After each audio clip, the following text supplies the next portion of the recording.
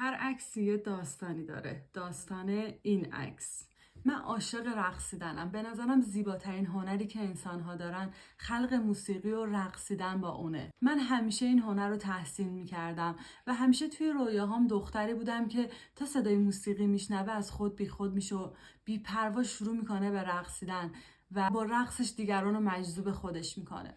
اما راستشو بخواین تا به حال هیچ وقت این کارو نکردم. حتی فکر میکردم این آرزو رو باید به گور ببرم. آخه برای رقصیدن به پاهای سالم نیاز هست که من تا به امروز از این نعمت محروم بودم. حتی توان ایستادن نداشتم، چه برسه به رقصیدن. ولی امروز فرق داره. امروز برای اولین بار میتونم روی پاهام بایستم و آرزومو زندگی کنم و تا میتونم برقصم. هر عکسی یه داستانی داره. داستان این عکس.